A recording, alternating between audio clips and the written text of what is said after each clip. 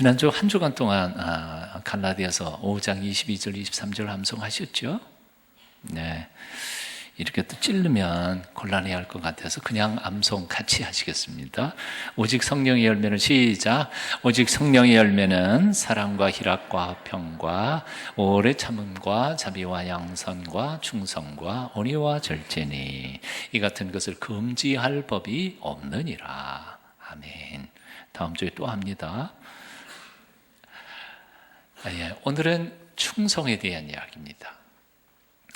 오늘 본문에 나오는 서문학 교회는 그 발음은 스미르나라고 발음을 할 수 있지만 에베소에서부터 35km 북쪽에 위치한 휴양 도시이고 아주 무역 항구였습니다. 돈이 몰려드는 곳이죠.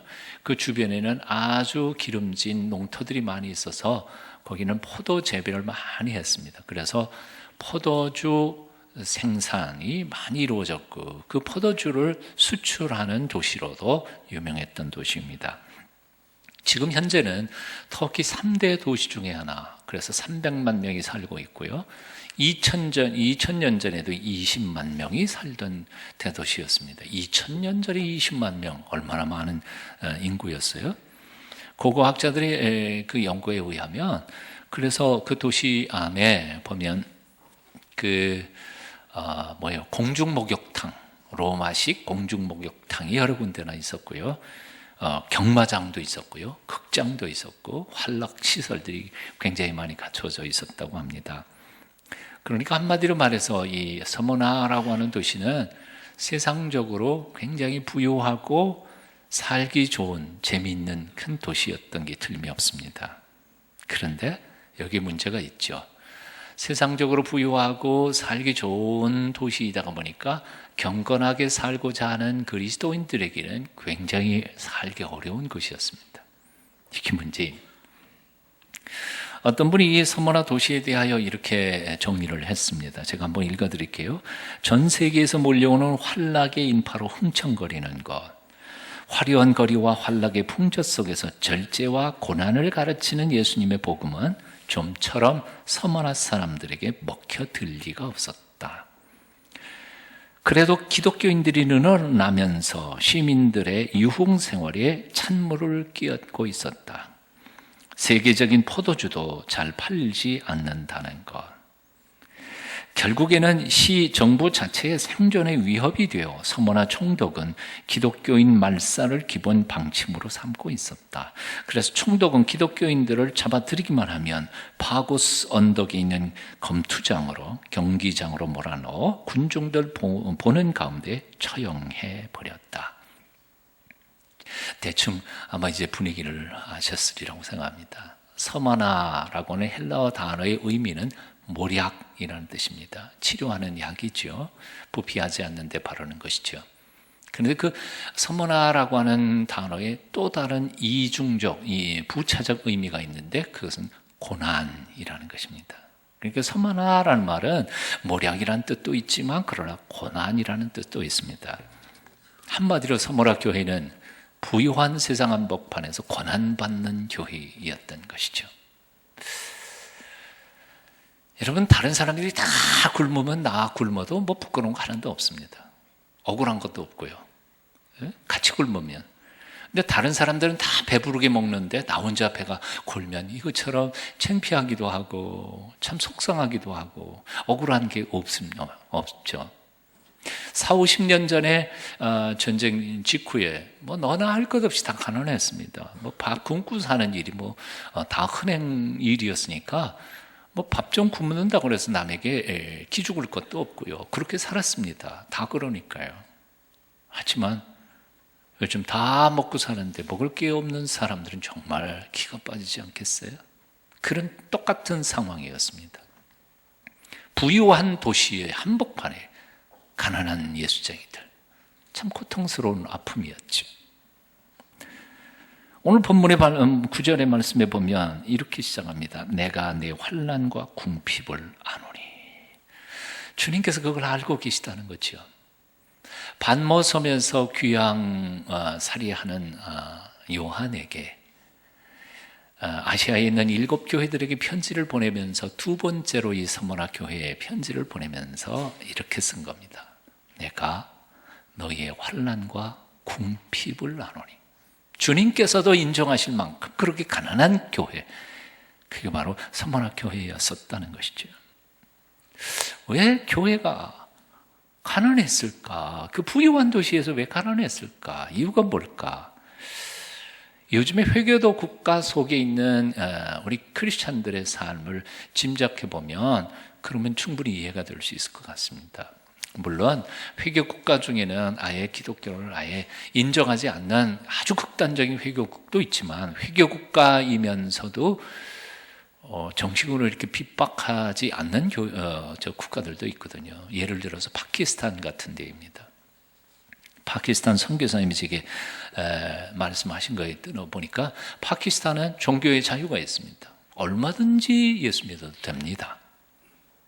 하지만 문제가 있습니다. 얼마든지 예수 믿어도 되지만 예수님을 믿는 순간부터 국가적인 법적 보호는 못 받습니다. 재산도, 재물도, 땅도, 집도 못 사고요. 자기 재산권도 지킬 수가 없습니다. 예수 믿는 사람이 군인일 경우에는 승진할 기회는 이젠 거의 없는 게 아니라 아주 없습니다. 장사하던 사람이 예수님을 믿는 순간부터 거래처는 다 끊어집니다. 장사 못하는 거죠. 예? 그러니까 가난해질 수밖에 없습니다. 뭐 먹고 살 방법이 없습니다. 그래서 파키스탄의 현실을 보면 빈민굴에서 태어나서 빈민굴에서 살다가 빈민굴에서 죽어가는 게 크리스천들이라는 거죠. 빈민굴에서 태어났으니 정한 교육을 받을 수가 없습니다. 교육을 받지 못하니까 무식한 사람들을 그렇지 않아도 기독교인들은 써주지 않는데 갈 데가 없는 거죠. 그런 아픔이. 심지어는 저 회교 자선단체에서는 그 빈민굴에 있는 기독교인들에게 손을 벌린다는 겁니다. 예수만 부정해라. 그러면 먹을 거 입을 거 직업 다 우리가 다 대준다. 어떻게 할까요? 여러분 같으면 어떻게 하겠어요? 그런데 놀라운 것은 빈민굴에 있는 기독교인들, 파키스탄의 기독교인들은 너희가 돈 줘가지고 부자가 된다 하더라도 우리는 예수 그리스도를 포기할 수는 없다. 그래서 예수님을 믿는 믿음 때문에 예수님만 포기하면 빈민굴에서 벗어날 수 있는데도 불구하고 거지처럼 살더라도 우리는 예수님 믿으면서 살겠다. 그게 바로 파키스탄에 있는 그들의 믿음의 고백이라는 거예요. 얼마나 감동이에요. 그런데 2000년 전에 서머나 교회 교인들이 바로 이런 상황이었던 겁니다. 예수 믿기 때문에 진급을 포기한 사람들, 예수를 믿기 때문에 재산과 명예를 포기한 사람들, 예수 믿기 때문에 궁핍할 수밖에 없었던 그런 사람들, 예수 때문에 부자 되기를 포기해버렸던 사람들, 예수 믿기 때문에 멸시와 천대 속에 살아갈 수밖에 없었던 사람들, 그들이 바로 서머나 교회 성도들이었다는 것입니다. 예수님만 버리면 남들하고 똑같이 살 수 있는데 오늘날 이 시대의 한국교회 성도들에게 만일 이렇게 물을 때 과연 몇 퍼센트나 예수님을 끝까지 믿기로 결단할까 생각해 봅니다. 오늘의 한국교회 문제는 사실은 간단합니다. 바로 이 믿음의 분명한 순수성을 잃어버렸다는 데 있습니다.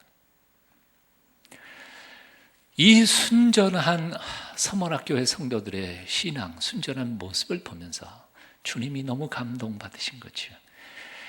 그래서 이 사도 요한을 통해서 그 서머나교회에 편지를 보내는데 7교회 중에서 책망이 없는 교회.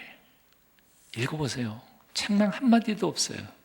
너무 안타깝고 마음이 아파서 뭐라고 보내느냐 하면 너희의 환난과 네 궁핍을 내가 아노니 라고 편지를 씁니다. 내가 안다. 내가 잘 알아. 너 얼마나 힘드니? 주님이 안다 하십니다. 그러면 된 거 아닐까요? 여러분 힘드세요? 고달프세요? 주님이 아십니다. 주님이 다 기억하고 계신다고요. 주님이 아신다는 것은 아신 걸로 끝난 게 아니에요. 알아서 때 되면 회복시키고 하나님께서 인도하실 거란 말이죠. 예수님께서는 서머나교회 성도들에게 내가 너희의 환난과 궁핍을 아노니 그리고 끝나지 않았어요. 그들을 칭찬하십니다. 내가 네 환난과 궁핍을 아노니 실상은 내가 부여한 자라. 실상은 내가 부여한 자라. 나는 가난한데 주님은 나보고 부자라고 하십니다. 질문. 그러면 나는 부자일까요? 가난한 자일까요? 대답 빨리 하세요. 나는 가난한데 주님은 나보고 부자라 하시네요. 내가 부자예요? 가난한 자예요? 부자예요. 주께서 부자라 그러시면 부자인 거지. 그래도 동의를 못해요. 가난한 건 가난한 거지. 그래서 저도 이 말씀 앞에서 곰곰이 묵상하다가 난 분명히 가난한데요? 깨달음이 있어요. 뭐냐면 바로 하나님께서 우리가 쓸 모든 보화를 하나님 나라 창고에 쌓아놓고 기다리고 계신다는 사실이에요. 여러분 믿으세요? 하나님이 은행장이셔서 결제만 딱 내리면 내가 필요한 거 필요한 때에 공급해 주실 줄 믿으세요? 못 믿으세요? 그러니까 부자 아니에요? 우리만큼 부자인 사람이 있어요? 동의 못 하세요. 그래도 하여튼 믿거나 안 믿거나 어떤 사람 때 이러겠죠.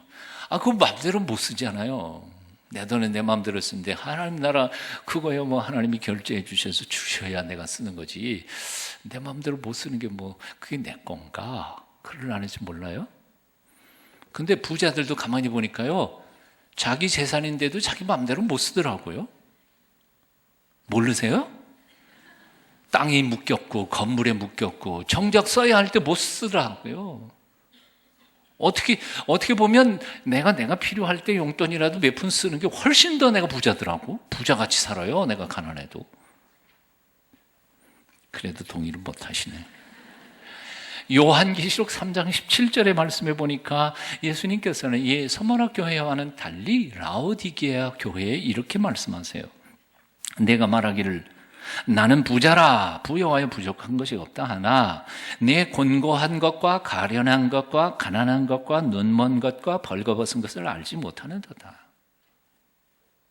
라오디게아 교회는 정말 부자였어요. 정말 부자였어요. 그 라오디게아 지경에도 역시 포도원이 있었습니다.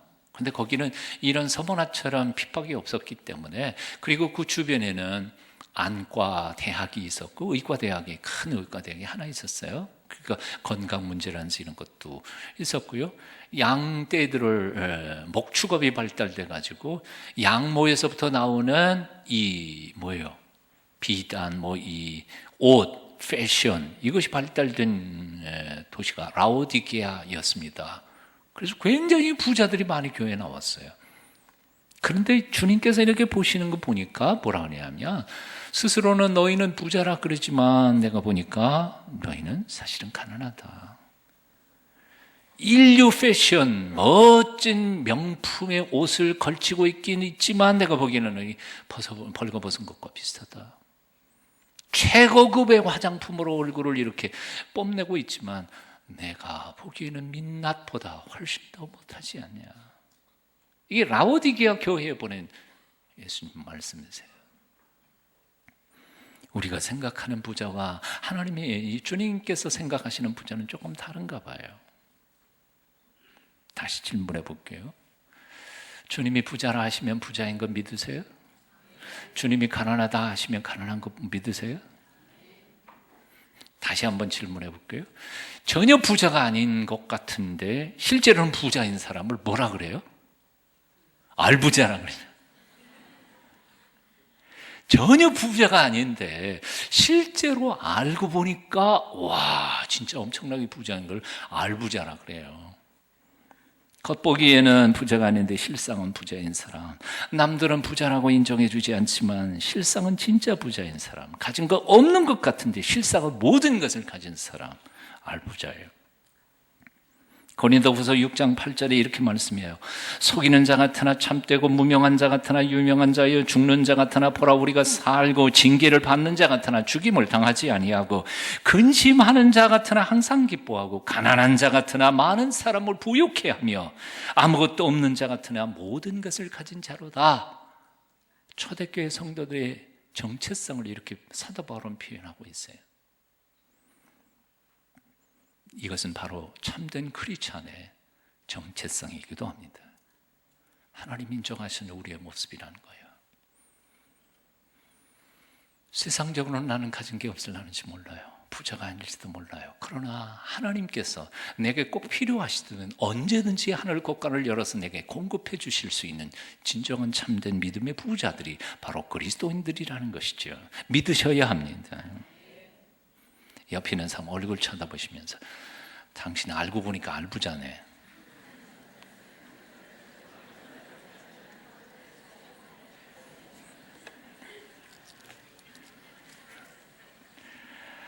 라오디게아 교회 성도들은 자신들은 부자라고 자랑했지만 주님 보시기에는 헐벗고 못 입어서 부끄러움을 다 드러내는 실상은 가난한 사람들이었습니다.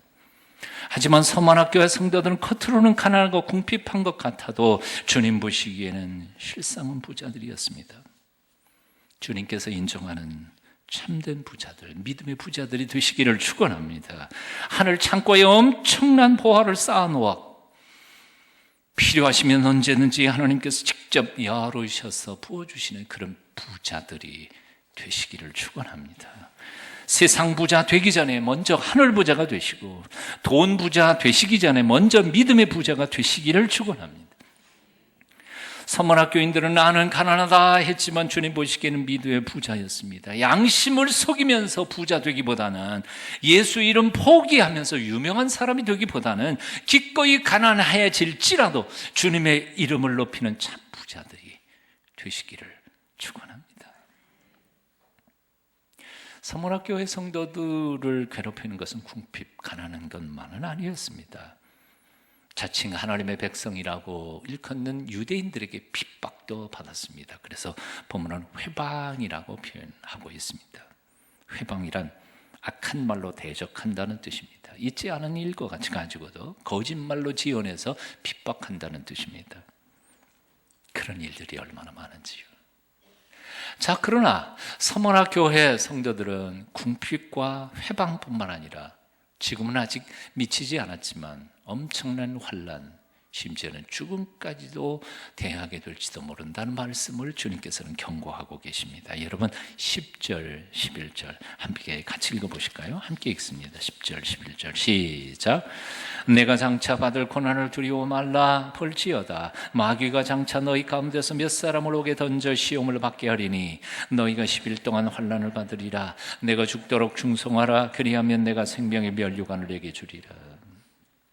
다음 11절 귀 있는 자는 성령이 교회들에게 하시는 말씀을 들을지어다. 이기는 자는 둘째 사망의 해를 받지 아니하리라. 아멘. 초대교회 성도들은 정말 많은 고난과 역경을 거쳤습니다. 궁핍뿐만 아니라 매맞음과 죽음까지도 수많은 고통을 겪어야만 했습니다. 12 제자들 중에 정말 제 명예에 죽은 사람은 밤모섬의 귀양 같던 사도 요한밖에는 없었죠. 나머지는 다 뭐예요? 십자가에 박혀 죽고 사자밥이 돼서 죽고 매맞아 죽고 다 순교했습니다. 한마디로 말해서 초대교회 사도들은 모두 다 베드로, 야고보, 요한 할 것 없이 사도 바울, 바나바 등등 모두 다 자기 평생에 감옥을 들락날락했던 사람들입니다. 예루살렘 감옥, 가이사라 감옥, 빌립보 감옥, 로마 감옥들은 바로 많은 그 신실한 그리스도인들의 입김과 기도와 찬양으로 거룩하게 된 장소들이었습니다. 그들은 암흑을 하나님의 말씀의 빛으로 변화시켜 갔던 일꾼들이었습니다. 그러니까 예수 믿으면 무조건 복 받는다, 그건 아닙니다. 오히려 예수 믿는 순간 복도 받지만 그러나 핍박도 겸하여 당연히 받게 된다는 사실입니다. 디모데후서 3장 12절입니다. 무릇 그리스도 예수 안에서 경건하게 살고자 하는 자는 핍박을 받으리라. 빌립보서 1장 29절입니다. 그리스도를 위하여 너희에게 은혜를 주신 것은 다만 그를 믿을 뿐 아니라 또한 그를 위하여 고난도 받게 하려 하심이라. 보네포는 이렇게 표현했습니다. 고난은 진실한 그리스도인의 배지다. 표지이다.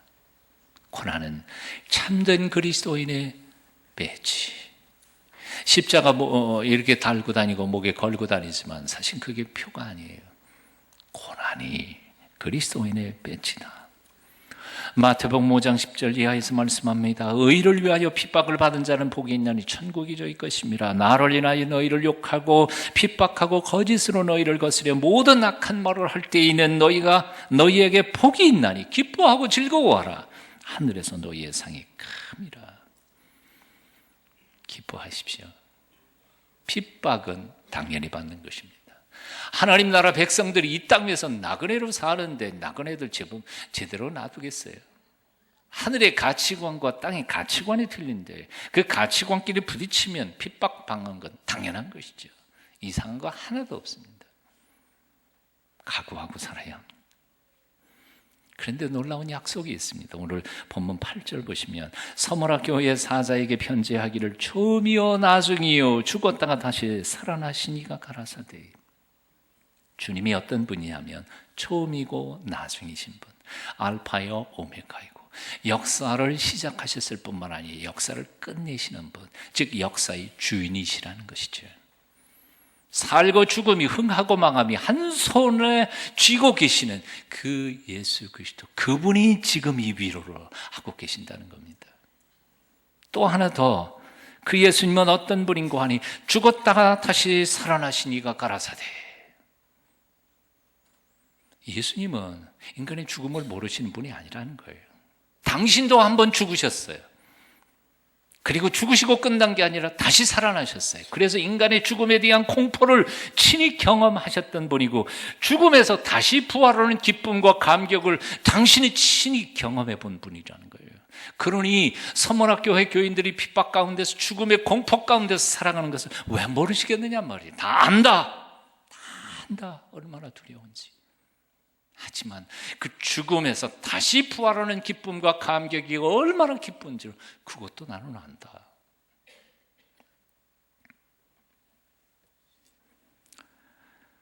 우리가 당하는 여러 가지 유형과 고통, 유형의 고통 때문에 괴롭고 힘든 건 사실이지만 그것은 하나님의 역사의 주인이신 하나님의 손 안에 있는 것이고 그리고 그것은 영원히 계속되는 것은 아니라는 거지요. 고통은 반드시 끝이 있습니다.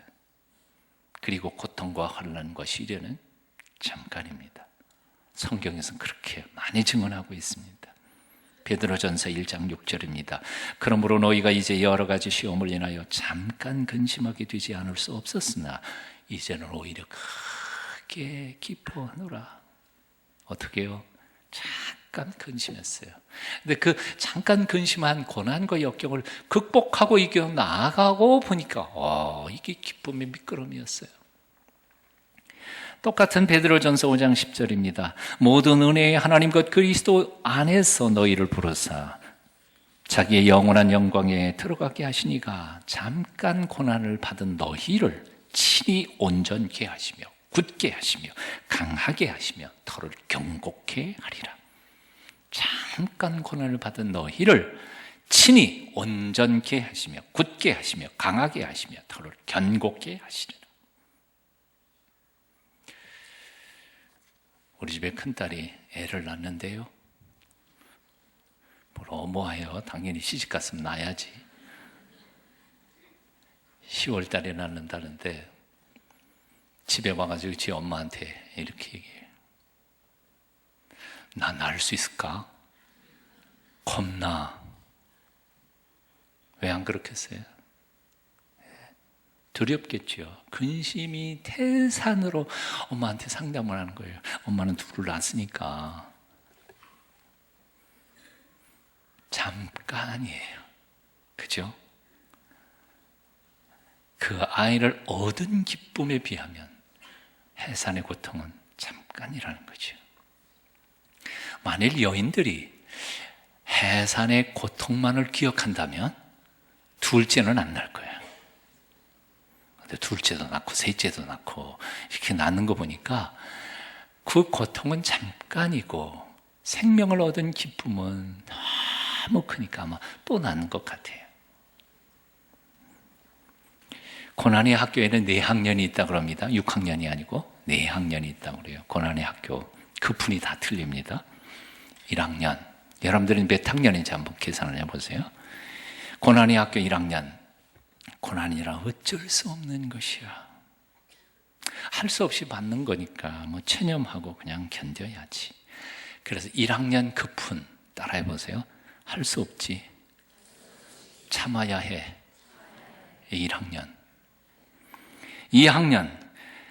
2학년은 하나님께서 맡겨주신 것이니 뭐 내가 원해서 받은 짐은 아니지만 하나님께서 맡겨주신 것이니까 순종해야지. 그래서 할 수 없지. 견디자. 한번 따라해 보실래요? 할 수 없지. 견디자. 3학년.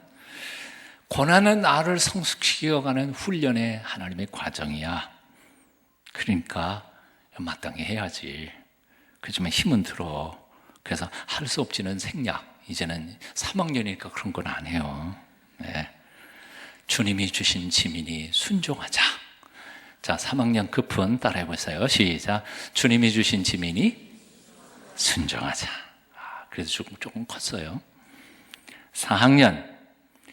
고난은 짐도 아니고 훈련도 아니라 사실은 이 고난을 통해서 하나님께서 영광의 면류관을 주실 복의 통로예요. 그러니까 이건 이기면 복이야. 이건 복덩어리야. 그래서 4학년 급훈. 오라! 나는 이기리라. 멋지잖아요. 한번 따라해 보실래요? 오라! 나는 이기리라. 몇 학년이에요? 아니, 여러분이 몇 학년이냐고. 4학년이에요? 와, 참. 얼마 안 있으면 졸업할 때 됐네요. 충성이란 뭘까요? 나의 환경이 아무리 힘들고 어려워도 그 자리를 지키며 주께서 맡겨주신 사명들을 끝까지 감당하는 게 바로 충성이라고 말합니다. 충성, 글자풀이를 해보면 충자는 뭐예요? 바로 가운데 중자에다가 마음 심자, 마음이 가운데 딱 지키고 있는 거예요. 아무리 환난과 역경이 와도 흔들리지 않고 딱 자리를 지키는 게 바로 충성이에요. 성자는 어떻습니까? 말씀을에다가 이룰 성자입니다. 한 번 말한 것은 반드시 지키는 거예요. 네? 상황이 바뀌었다고 말 돌리는 게 아니에요. 끝까지 지키는 거예요. 그래서 사실 충성이란 뭐예요? 자리를 지키는 것이고 말을 지키는 게 충성이란 말이죠. 그런 사람들에게 하나님께서 왜 은총을 베풀지 않으시겠느냐 하는 거예요. 카네기가 세운 그 철강회사, 세계적인 기업에 초등학교 졸업장 겨우 딴 사람이 입사를 하게 됐습니다. 물론 정식으로 들어갈 수는 없었겠죠. 그래서 청소부로 들어갑니다. 자기가 청소할 수 있는 구역은 바로 정원 앞이었습니다. 그런데 열심히 그 청소를 다 해놓고는 공장 구석구석을 쫓아다니면서 다 청소를 한 겁니다. 네?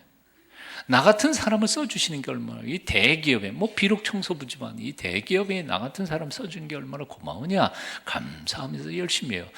사원들 나오는 것 제일 앞에서, 사원들 나오는 것보다는 훨씬 더 한두 시간 전에 일찍 나와가지고 청소하고, 사원들 다 퇴근한 다음에 또 한두 시간 더 열심히 마무리 정리하고 퇴근을 합니다. 몇 년 동안 그렇게 성실하게 사는 것을 누가 봤겠어요? 카네기가 딱 봤습니다. 와. 그래서 불렀어요. 얘기를 하다 보니까 비록 배운 거는 초등학교밖에 안 나왔지만 그 수년, 몇 년 동안에 공장 곳곳을 다니면서 청소하다 보니까 공장 돌아가는 걸 이해를 하는 거예요. 이 똑똑해. 그래서 너 비서해라. 그리고 카네기가 바로 자기 앞에 비서를 시켰습니다. 오랜 동안 두고 보다가 공부도 시키고 그러다가 보니까 너무 신실해서 결국 카네기가 자기가 은퇴하면서 후임자로 회장으로 임명합니다. 누가요?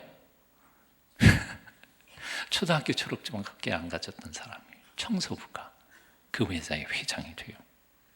찰스 스와브라고 하는 2대 회장의 이야기입니다. 내 자리 여기까지 꺼가지고 돈 몇 푼 받겠다고 내가 이 고생을 해야 돼? 불평하는 게 아니고 제 자리를 딱 지키고 충성할 때 상급은 오게 돼 있다는 거죠. 한마디만 더 하고 말씀을 줄이려고 합니다. 캐나다 빅토리아 대학의 총장을 지내신 알렉스 혼이라고 하는 교수님이 계신데 70을 훌쩍 넘어 80이 가까운 데에도 여름방학이면 그 대학의 청년들이 단기 선교를 아마존 밀림 속으로 들어가는데 이분도 한 번도 빠지지 않는 거예요. 80이 가까우신 노구가 청년들하고 함께 밀림 선교를 떠나는 거 보면서 제자들이 사양을 하는 거죠. 교수님, 올해는 좀 쉬셔도 됩니다. 그냥 쉬시지요. 그랬더니 그 교수님이 하시는 말씀이 있었어요. 나는 내 몸이 낡아서 없어지기보다는 하나님의 영광을 위하여 닳아서 없어지기를 원한다. 낡아서 없어지기보다는 닳아서 없어지기를 원한다. 저도 그러고 싶습니다. 늙어 죽기보다는 내 몸이 닳아서 하나님의 영광을 마지막 순간까지 닳아서 그러고 죽기를 원합니다. 나는 여러분도 그렇게 되시기를 축원합니다. 기도하겠습니다. 사랑의 주님, 주님께서 허락하신 모든 자리에서 최선을 다하여 주님의 마음을 기쁘시게 하는 자가 되고 싶습니다. 다윗에게 하셨던 당신의 말씀, 내 마음에 합한 자라 하신 말씀, 저도 듣고 싶습니다. 추수하는 날에 얼음냉수같이 주인의 마음을 시원케 하는 사람, 그런 사람으로 살고 싶습니다. 저희를 붙잡아 주시옵소서. 예수님 이름으로 기도합니다.